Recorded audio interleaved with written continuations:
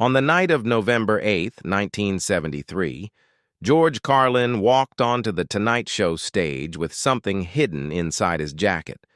Not a joke, not a prop, not the kind of weapon a comedian usually carries onto a stage under studio lights.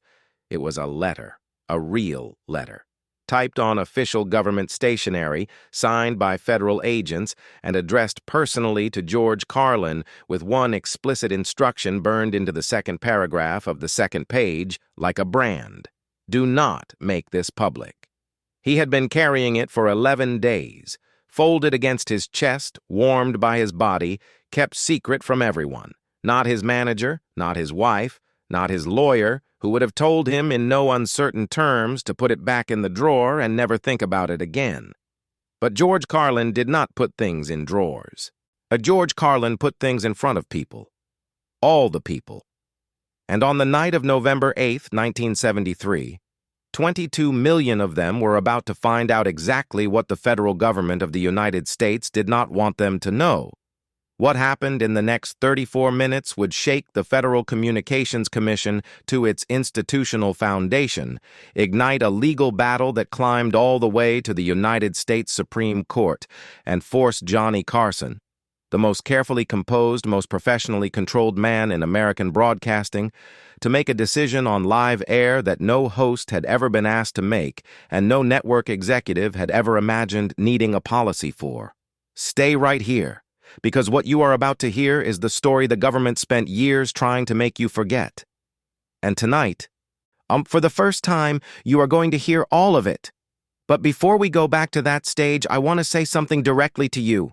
I see it in the comments every single week. People who have been watching this channel for months, people who come back for every story, who had no idea they were not subscribed. If you enjoy what we do here, take 5 seconds right now to check. Subscribing is free. It costs you nothing, and it is the single most important thing you can do to keep these stories coming. Thank you. Now let's go back to 1973. Because to understand what George Carlin carried onto that stage, you first have to understand everything he had already survived to get there. By November of 1973, George Dennis Patrick Carlin was not simply a comedian. He was a man who had already been to the edge and looked over it, professionally, personally, legally, in ways the public only half understood and the government understood all too well. He was born May 12, 1937, in Manhattan, in Morningside Heights, in a neighborhood that taught you very early in life that the people with power made the rules and the people without it were expected to follow them quietly, gratefully, and without question. George Carlin did not learn that lesson. Or rather, he learned it perfectly and spent the next 71 years refusing it with increasing precision and fury and a love for truth that never once softened into comfort.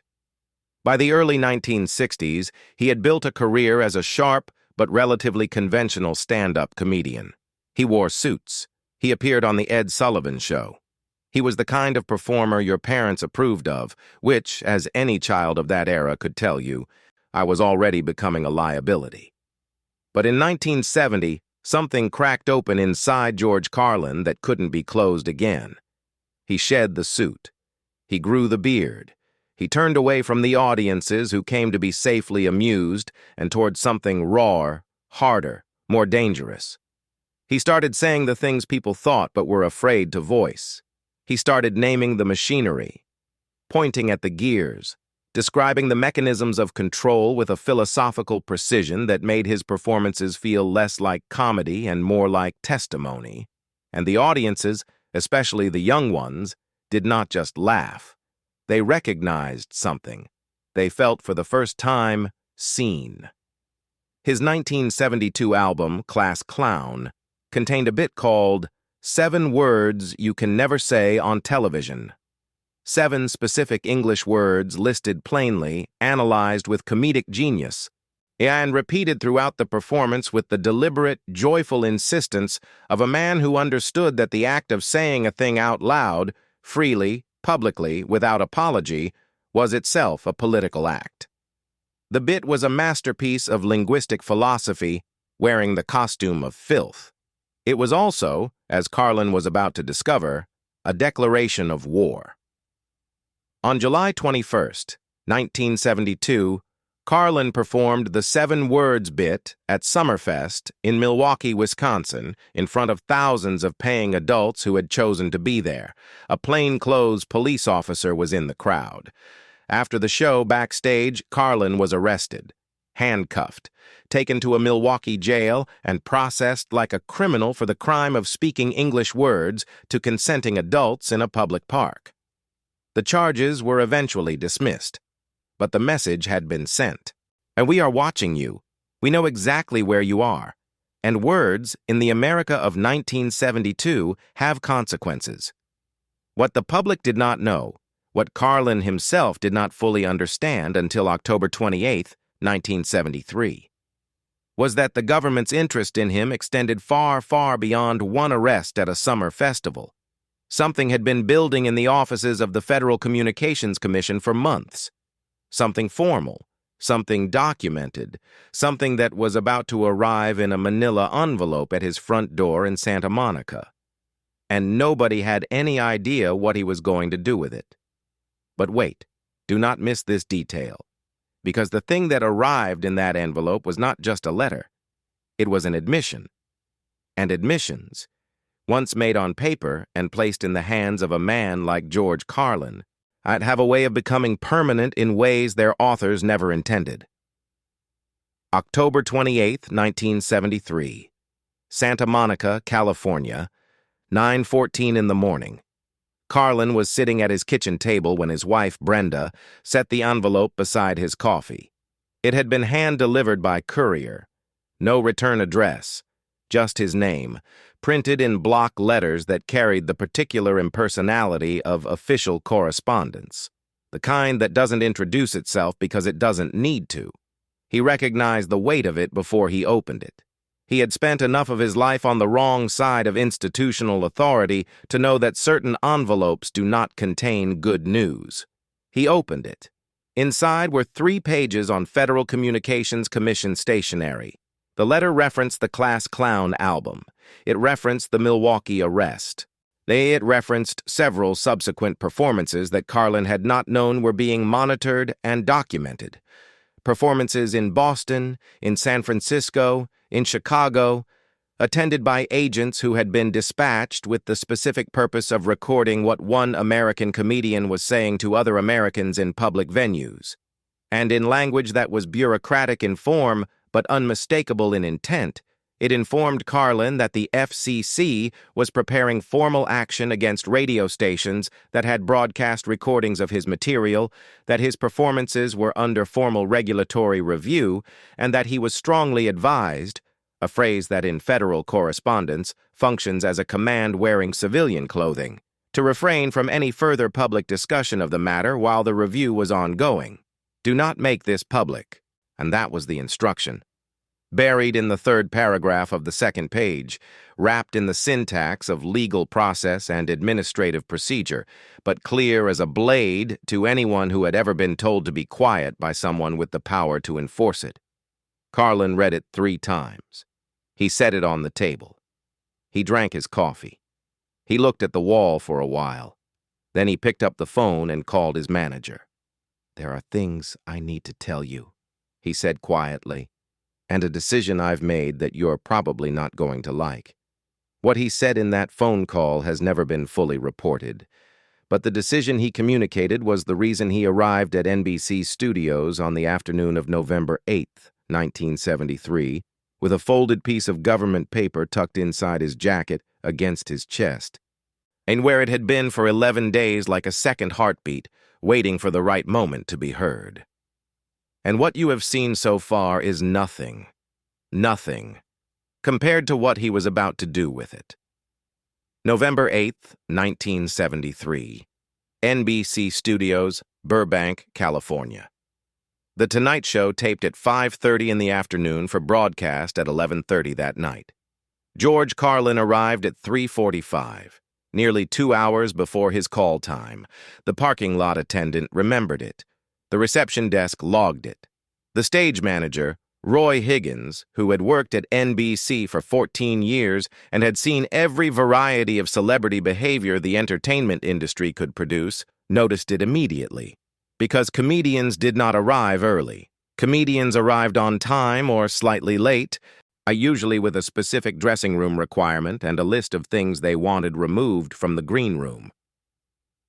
George Carlin arrived alone, carrying outside coffee, wearing jeans and a dark shirt, moving through the corridor with the particular stillness of a man who has already made his decision and is simply waiting for the moment to execute it. He found the green room. He sat. He didn't make conversation with the other guests, didn't review notes, didn't work material. He sat with his coffee and turned something over and over in his mind that nobody in that room could see. At 4:30, Roy knocked and told him Johnny was available if he wanted to say hello. Carlin nodded, finished his coffee, and followed Roy through the corridors to Johnny Carson's dressing room. What happened in the next 22 minutes is something that Roy Higgins described in a private letter written to his daughter in 1998, a letter never intended for publication, but shared with researchers after Roy's death in 2004. According to Roy, stationed outside the closed door, he couldn't make out specific words, but he could hear the tenor of what was happening inside. It started quiet. Then it got quiet in a different way. The kind of quiet that isn't the absence of words, but the presence of something too large for them. Then he heard Johnny's voice, single and clear, saying one sentence he couldn't fully make out, but he heard the last 4 words. That is not nothing. When the door opened 22 minutes later, Johnny walked out first. His face was composed in the professional way he had perfected over 13 years of broadcasting, controlled, unreadable, calibrated to give nothing away. But his right hand, Roy noted, was doing something Johnny's hands almost never did in a professional setting. It was perfectly, deliberately, consciously still. The particular stillness of a hand held quiet by a man who does not want anyone to see it shake. Carlin came out second. He nodded at Roy. He walked back toward the green room without a word, and Roy stood in that corridor for a long moment, thinking, as he wrote to his daughter 25 years later, that he had just been standing outside a room where something historical had been decided. He didn't know what it was yet. But he knew the weight of it the way you sometimes know the weight of things before you understand them. The show began at 5:30 p.m. exactly. Johnny's monologue was perfect. It was always perfect. 13 years of doing this had given him the ability to walk out under those lights and perform total ease even when everything behind his eyes was anything but. He did 4 minutes on the Nixon administration, 2 minutes on the price of gasoline, a bit about his neighbor's dog that got a laugh so large it surprised even him. Then he sat down at his desk, settled in, and glanced once toward the wings before the first commercial break. Ed McMahon leaned over. "George Carlin's up third." "I know," Johnny said. He paused. "Ed, when he comes out, just let it go wherever it goes. Don't try to steer it." Ed studied his face. "Johnny, oh, what did he tell you in the dressing room?" Johnny picked up his index cards. "You'll see it when everyone else does," he said, and the cameras went live. What Ed didn't know, what nobody in that studio knew, was what had happened in those 22 minutes. Because in Johnny Carson's dressing room, George Carlin had taken the letter out of his jacket, unfolded it, and placed it on the makeup counter in front of the most powerful host in American television, without saying a single word. Johnny had read it, slowly, all 3 pages, the whole thing. And when he looked up, his expression had been the one Carlin had been hoping for and dreading simultaneously. Not shock. Not the calculating hesitation of a man weighing professional risk against personal instinct. Comprehension, clean and unambiguous. And the expression of a man who understood exactly what he was being shown and why. "You're going to bring this out tonight," Johnny said. It wasn't a question. Carlin said, "I am." Johnny was quiet for a moment, a long moment. Then he said the sentence that Roy Higgins had partially heard through the closed door. "I can't stop you." and I'm not sure I should try."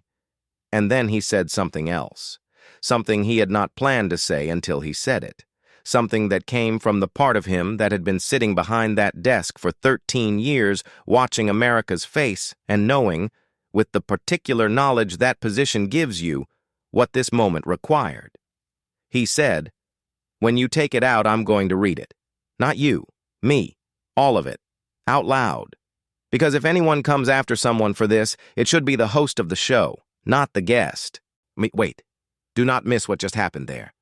The king of late-night television, the man with the single most carefully protected career in American broadcasting, the host whose continued presence on that stage was worth more to NBC than almost any other asset the network possessed, had just volunteered, without consulting a producer, a lawyer, a network executive, or anyone with the institutional authority to tell him what he was doing, to be the one who read a federal government letter on live air that he had been effectively ordered not to make public. He had just placed himself between George Carlin and whatever was coming, deliberately, without hesitation, and nobody knew. At 6:41 p.m., Ed McMahon's voice filled the studio. "Ladies and gentlemen, the author of Class Clown, the man the FCC cannot stop talking about and has not yet figured out how to stop. Please welcome George Carlin." The audience erupted. Carlin walked out from behind the curtain in jeans and his dark shirt, beard full, moving with the unhurried ease of a man who has made his peace with what is about to happen. He shook Johnny's hand. He sat. He crossed his ankle over his knee and looked at the audience with the expression that was his signature, the one that said he found the entire situation slightly, affectionately absurd. Johnny leaned forward, grinning. "George, great to have you." "Good to be here," Carlin said, "assuming I'm still allowed." The audience laughed. They didn't know yet the joke was not entirely a joke. The next 19 minutes were extraordinary even before what was about to happen. Johnny asked about the Milwaukee arrest.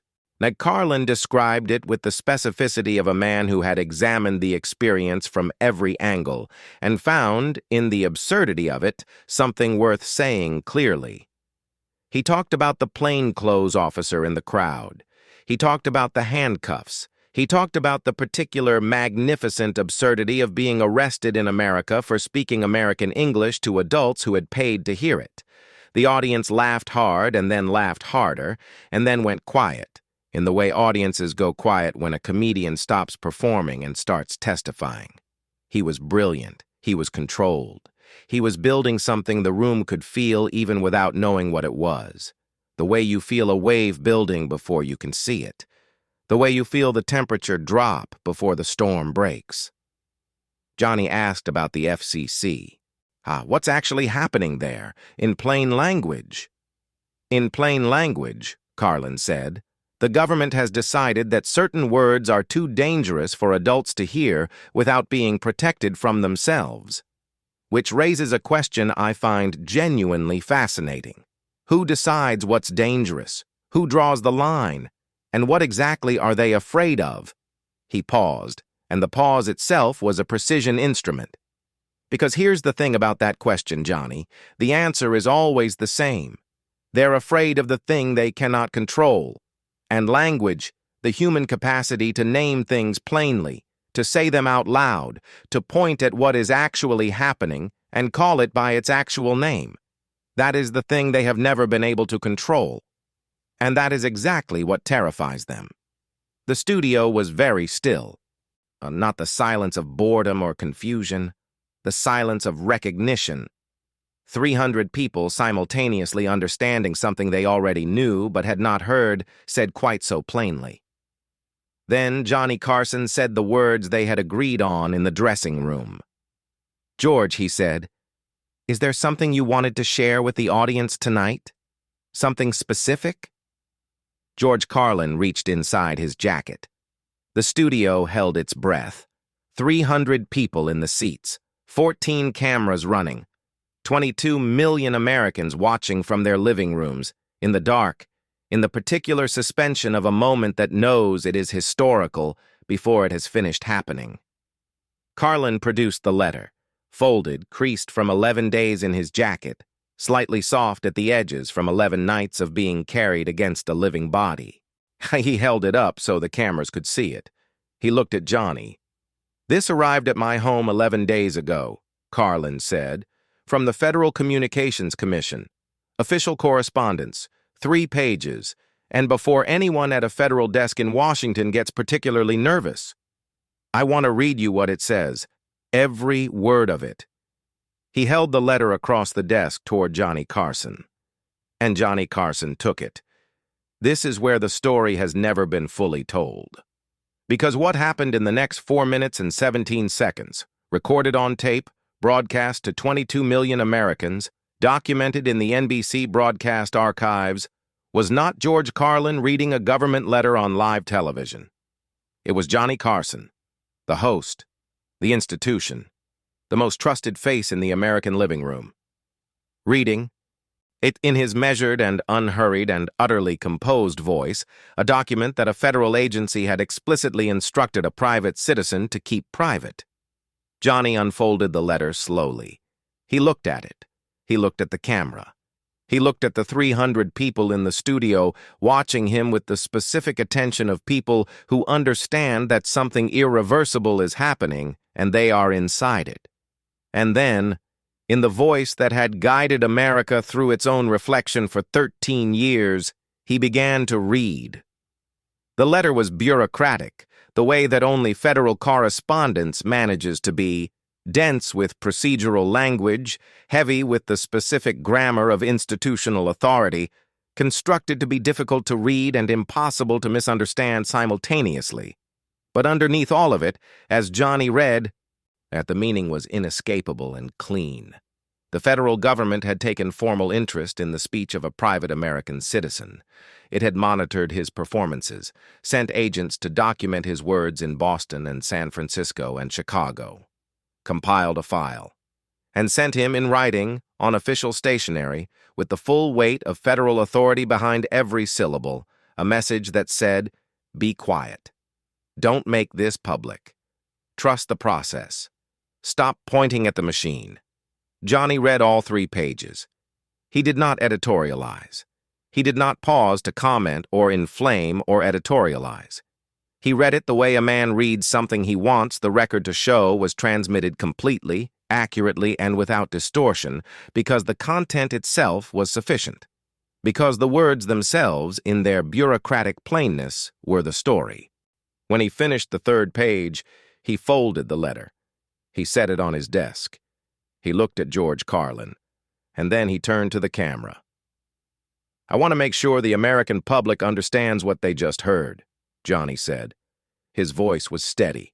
His hands were still. A citizen was told by his government not to share a document with the people his government is supposed to serve. He shared it anyway, and the people watching this show tonight will decide for themselves what they think about that. He paused. That is how this is supposed to work. 22 million people sat in their living rooms in complete silence. And then the phones started ringing. The Tonight Show switchboard received 4,200 calls in the first 14 minutes after the broadcast reached the East Coast. By midnight, the number was 31,000. And the lines overwhelmed NBC's switchboard system so completely that it stopped functioning entirely at 12:47 a.m. Eastern Time. The NBC engineer on duty that night, a man named Harold Stokes who had worked the overnight shift for 11 years, said afterward that he had never seen the system fail, not during moon landings, not during presidential resignations, not during anything. It failed on the night of November 8th, 1973, under the weight of 31,000 Americans trying simultaneously to say, "We saw it, we heard it. We are not going to pretend we didn't.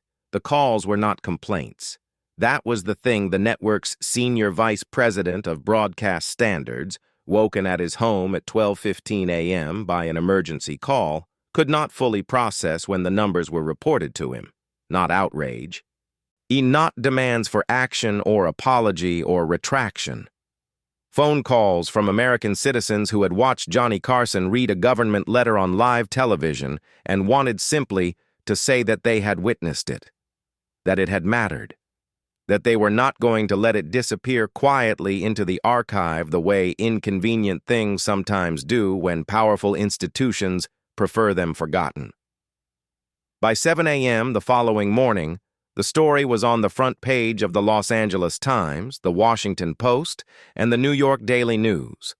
The Associated Press had filed a wire report at 2:33 a.m. that was running in morning papers from Portland, Maine to Portland, Oregon. The headline that appeared most frequently across the country, in various forms but with consistent essential meaning, it was 6 words. Carson reads FCC letter on air. 6 words, on the front page of the country, about something that had been, 11 days ago, a piece of paper in a drawer that the government had specifically, formally, officially instructed one man never to show to anyone. In Washington, D.C., the morning of November 9, 1973, began inside the offices of the Federal Communications Commission with the particular institutional silence that precedes a very loud institutional response. At 10:45 a.m., the FCC issued a statement. 3 paragraphs. It confirmed the letter's existence. It described it as a routine administrative communication related to an ongoing regulatory review. It did not use the word suppression. It did not use the word censorship.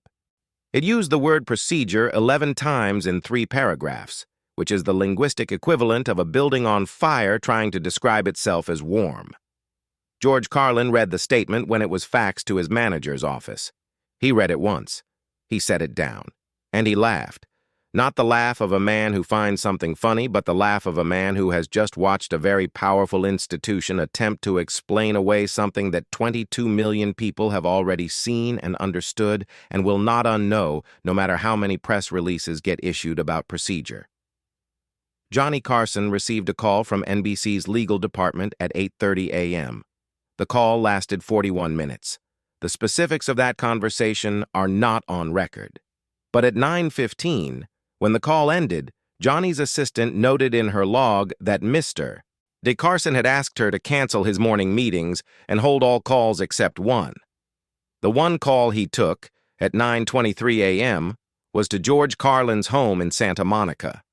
The conversation lasted 6 minutes. Neither man ever fully described what was said in those 6 minutes. But years later, in a 1989 interview with a small Los Angeles publication, Carlin was asked if there was a moment in his career when he felt genuinely supported, not by an audience, not by fans, but by a peer, someone who stood beside him when standing beside him cost something real. Carlin was quiet for a long time. Then he said, November 9th, 1973, 9 in the morning. The phone rang. And the most powerful host in television said to me, in 5 words, everything that needed to be said. The interviewer asked what the 5 words were. Carlin looked at the window for a moment. I'm not going anywhere, kid. The FCC case moved through the legal system over the next 5 years with the unhurried deliberateness of institutional machinery that knows it is going to get where it is going eventually, regardless of how much noise is made along the way. Radio stations were fined, appeals were filed, courts issued rulings, other courts reversed them. And on July 3rd, 1978, 4 years, 7 months, and 25 days after Johnny Carson folded that letter and set it on his desk, the United States Supreme Court ruled 5-4 in FCC versus Pacifica Foundation that the Commission did have authority to regulate indecent broadcast speech during hours when children were likely to be in the audience. The ruling was narrow. The dissent was fierce. And written into the public record of that Supreme Court case, cited by both the majority and the dissenting justices, was a direct reference to the November 1973 Tonight Show broadcast, entered into the constitutional history of the United States of America as a landmark example of the tension between government regulatory authority and the First Amendment right of a free press to inform the public about the actions of its government. George Carlin's appearance on The Tonight Show. Johnny Carson's decision to take that letter and read it out loud. Permanently and inextricably embedded in the legal foundation of American free speech.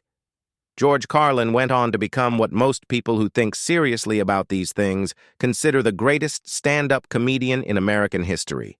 14 HBO specials in the Mark Twain Prize for American Humor.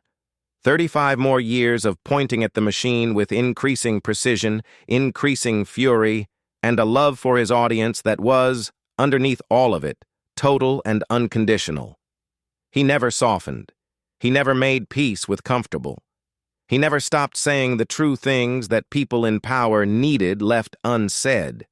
And he never forgot, not for a single year of the 35 that followed, the night that a man he respected picked up a piece of government paper and read it out loud in front of everyone.